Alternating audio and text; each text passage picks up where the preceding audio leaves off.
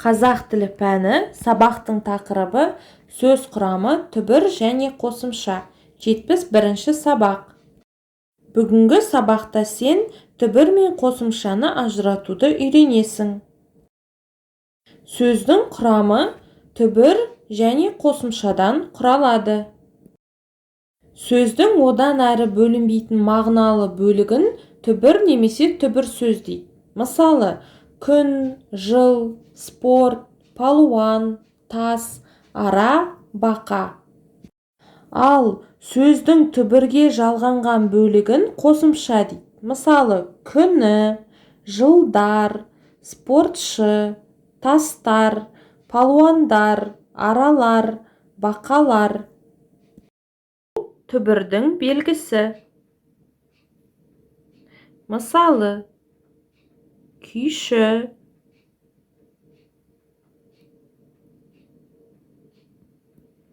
түбірі күй. Белгісін осылай қарындашпен сызамыз. Бірнеше сөздерді сөз құрамына талдайық. Сөз құрамына талдау дегеніміз сөздің түбірі мен қосымшасын ажырату. Мысалы, шаңғышы.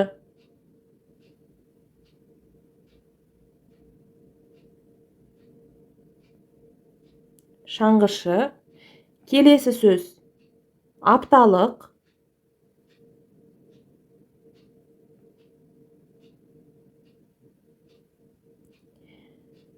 Және палуандар.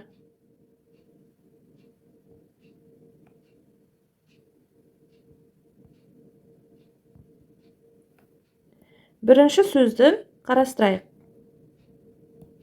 Шаңғышы. Түбірі шаңғы. Қосымшасы шы. Екінші сөз апталық. Түбірі апта. Лық оның қосымшасы. Үшінші соңғы сөз палуандар.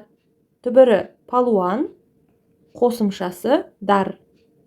Яғни біз балалар сөздің түбірі мен қосымшасын таптық. Яғни сөз құрамына талдау жасадық. Шаңғы жарысында мәтінді тыңда. Ертең жарыс болады деген күні аспанды бұлт торлап, түні бойы қар жауды.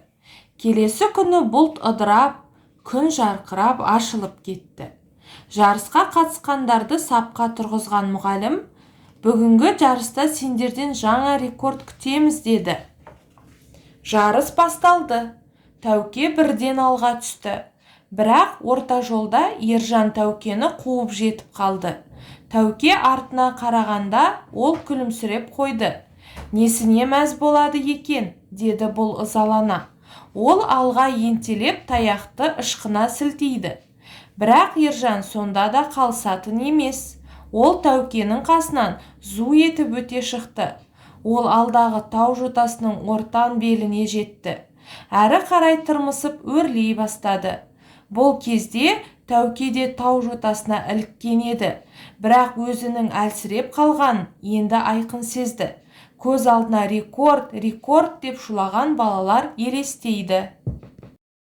Шаңғы жарысында мәтінін түсініп оқы.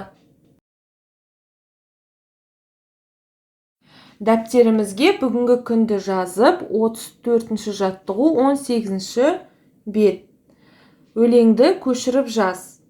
Өлеңдегі қарамен берілген сөздердің түбірі мен қосымшасын ажырат. 36-ші жаттығу 19-ші бет. Жұмбақты оқып, шешуін тап. Жұмбақтың шешуіндегі сөзді сөз құрамына талда. Сөз құрамына талдау деген түбір мен қосымшасын ажырату деген сөз.